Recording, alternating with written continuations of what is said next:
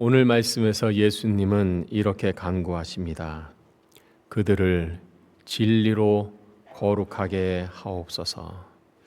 여기서의 그들은 1차적으로는 예수님의 제자를 의미하는 것이고, 더 나아가서 예수님의 제자들의 복음 전도를 듣고 예수님을 믿는 제자들, 즉 우리의 성도들을 의미합니다. 그러니까 예수님의 이 말씀은 우리들이 진리로 거룩하게 하옵소서라고 기도하셨다는 것입니다. 왜 예수님은 거룩하게 해달라고 기도하셨을까? 그 이유는 하나님이 거룩하시기 때문입니다. 우리가 구약 성경을 읽어보면 하나님께서 당신의 백성들에게 권면하시고 명령하시는 말씀을 듣습니다.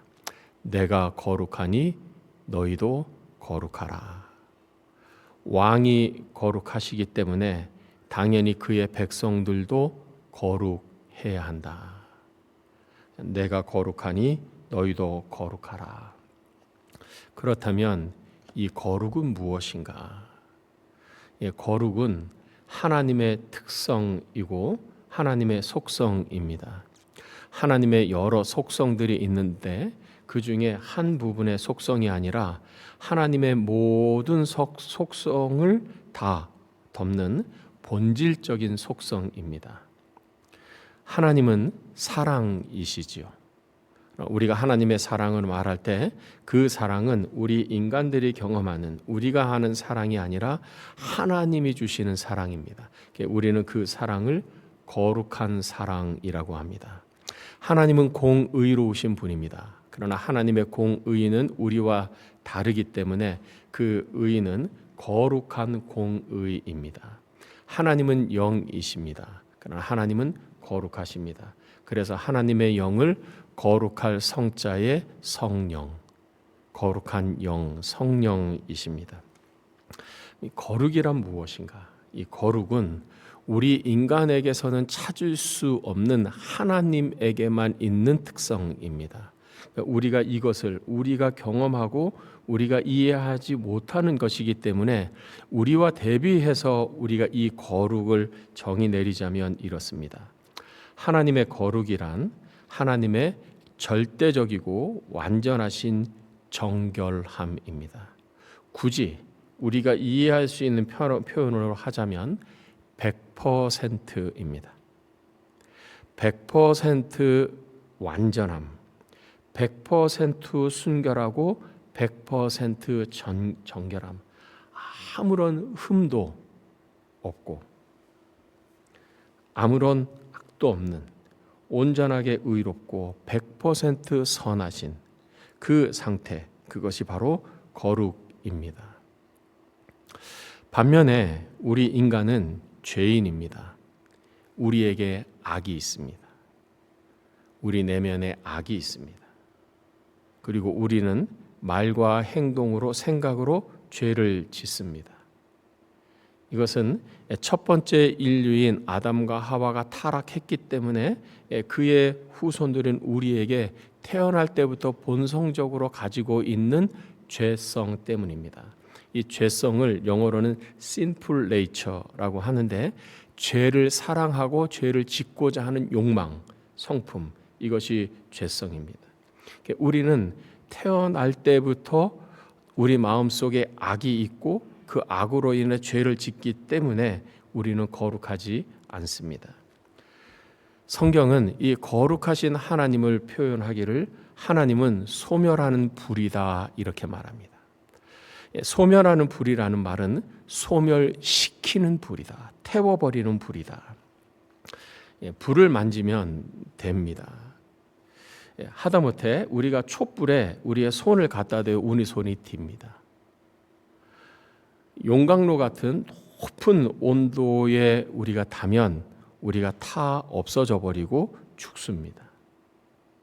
하나님은 거룩하신 분으로서 우리가 감히 하나님께 나아가면 우리는 타서 죽고 큰 손상을 입습니다. 그래서 우리 죄인 된 우리 인간이 거룩하신 하나님을 보면 어떤 공포와 두려움을 경험합니다. 그 대표적인 사람이 구약 시대 때의 이사야 선지자입니다. 이사야서 6장을 보면 이사야 선지자가 하나님을 경험한 그 경험, 그리하여 소명을 받은 경험을 기록하고 있습니다. 우시야 왕이 죽던 때에 이 우시야 왕은 하나님을 경외하는 왕이었습니다. 하나님의 말씀대로 나라를 다스리던 왕이었습니다. 근데 그 왕이 죽었습니다. 하나님의 말씀을 가르치고 전하는 이 이사야 선지자에게는 나라의 운명이 어떻게 될 것인가 마음이 많이 무거웠습니다. 그래서 하나님의 성전에 올라가서 기도를 드립니다. 마음을 토로하면서 하나님의 은혜를 구하면서 기도합니다. 그런데 뜻하지 않게 그가 하나님을 보게 됩니다. 그의 옷자락은 하나님의 옷자락은 성전에 가득하였고 뿐만 아니라 스랍들이 하나님을 모시는 스랍 천사들이 그 옆에 섰는데 서로 노래를 부르면서 하나님을 찬양하는 것입니다. 거룩하다 거룩하다 거룩하다 만군의 여호와여 그의 영광이 온 땅에 충만하도다. 성경에서 3번을 말할 때는 완전수입니다.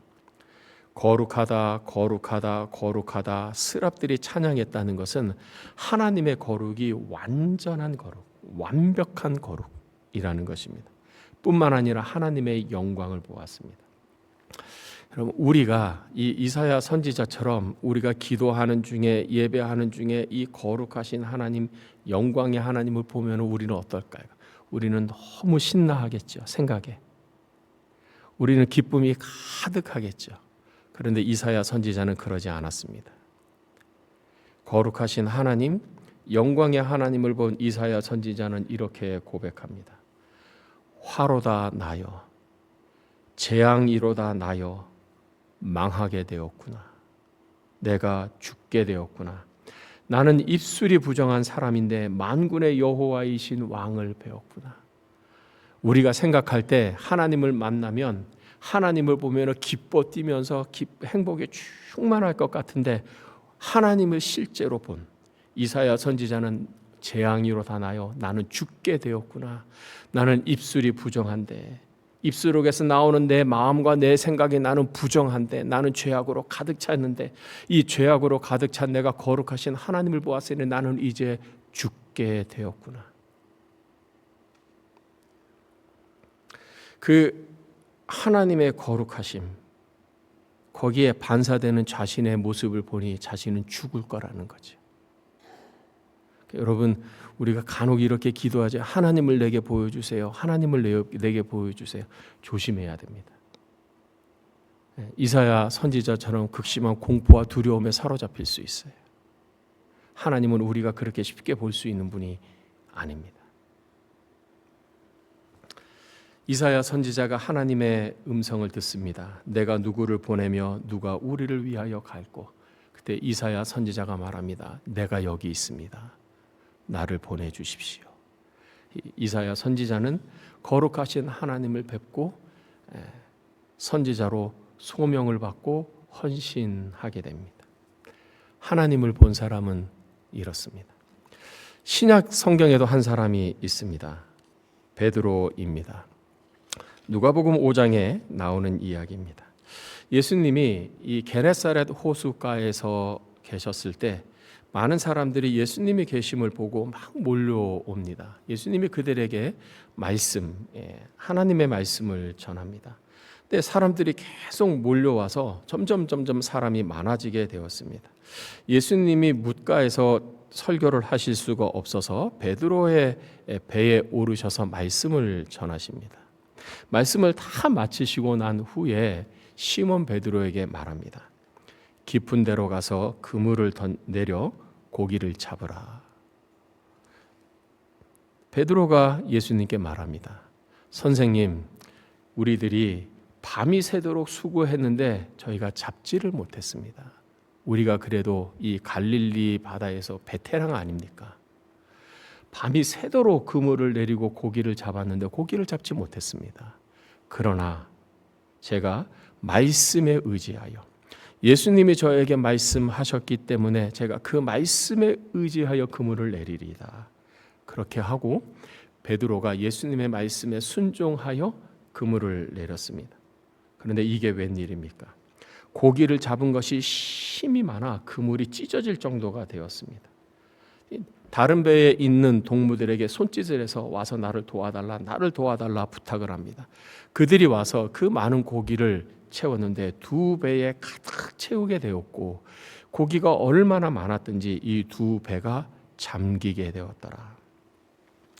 이 믿을 수 없는 일을 보고 시몬 베드로가 갑자기 예수님 앞에 무릎을 꿇고 말합니다. 주여, 나를 떠나소서.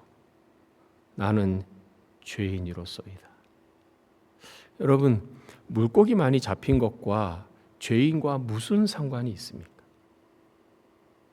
물고기를 잡은 것은 그냥 물고기 잡은 것이고, 죄인은 영적인 부분이나 심리적인 부분인데, 물고기를 많이 잡은 것과 죄인이 무슨 상관이 있겠습니까? 베드로는 왜 이 상황에서 예수님 앞에 무릎을 꿇고 주여, 나를 떠나소서, 나는 죄인입니다 라고 말을 했을까?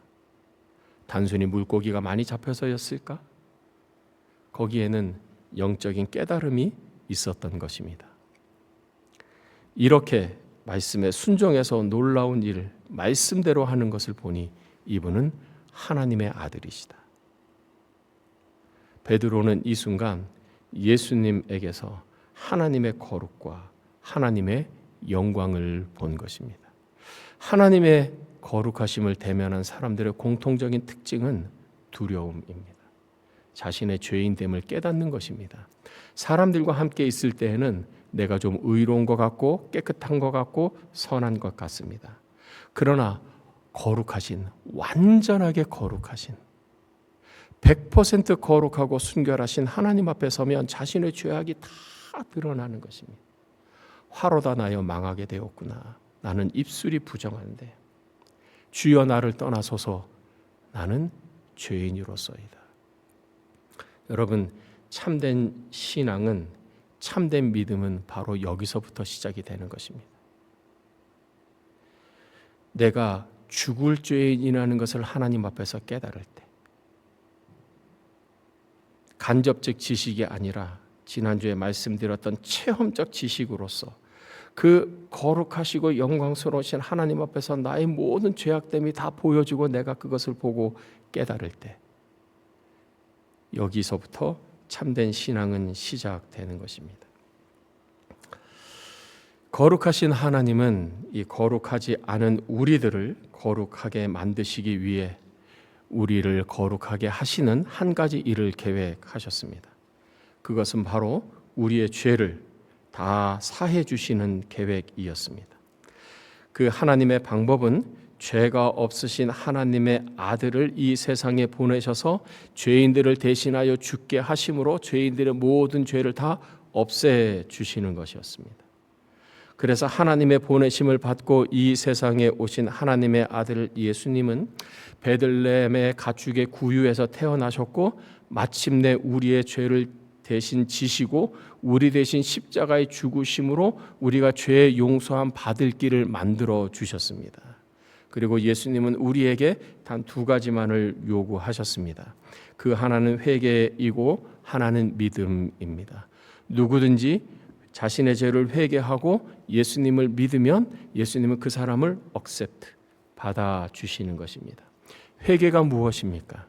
회개란 내가 죄인인 것을 인정하고 내가 죄진 것을 후회하면서 내가 죄인이라는 것을 하나님께 자백하고 하나님의 용서를 구하는 것, 그것이 바로 회개입니다.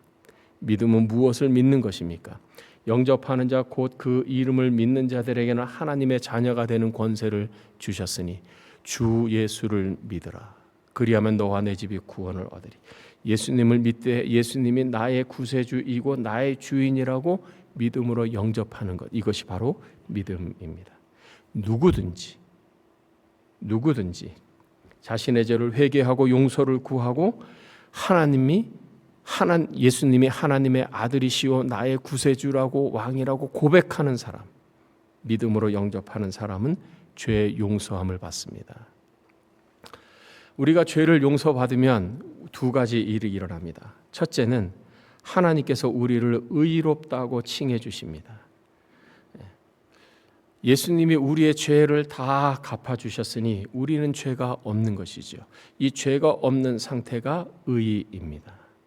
하나님이 우리를 의롭다 칭해 주시는 것입니다. 좀 전문적인 용어로 칭의, justification. 하나님이 우리를 의롭다고 칭해 주십니다. 누구든지 회개하고 예수님을 믿으면 그 예수님을 보시고 하나님은 우리를 의롭다라고 선언해 주시는 것입니다. 그래서 로마서 8장 33절에 이렇게 말씀합니다. 누가 능히 하나님께서 택하신 자들을 고발하리요 의롭다 하신 이는 하나님이시니. 하나님이 우리를 의롭다고 하셨는데 누가 감히 우리를 정죄하겠느냐? 그럴 수 없느니라. 두 번째, 우리가 죄의 용서함을 받으면 하나님의 백성으로서 거룩하게 됩니다. 거룩하게 되는 것, sanctification입니다.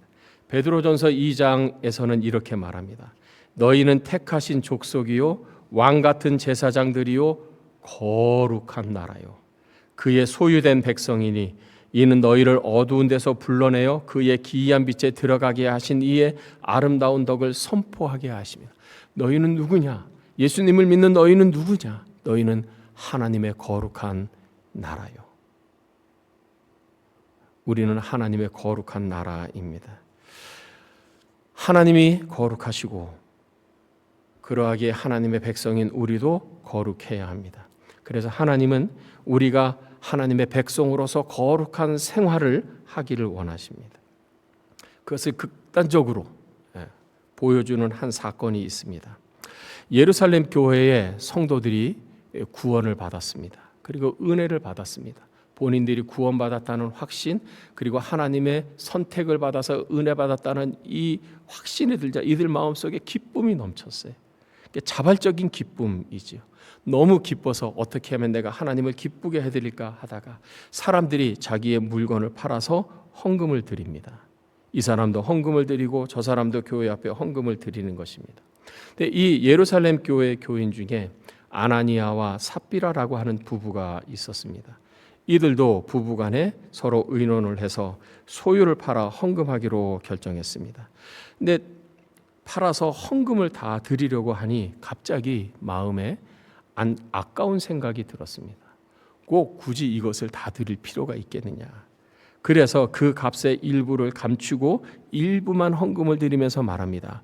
전부를 드립니다. 그때 베드로가 말합니다. 아나니아야, 어찌하여 사탄이 내 마음에 가득하여 네가 성령을 속이고 땅값 얼마를 감추었느냐.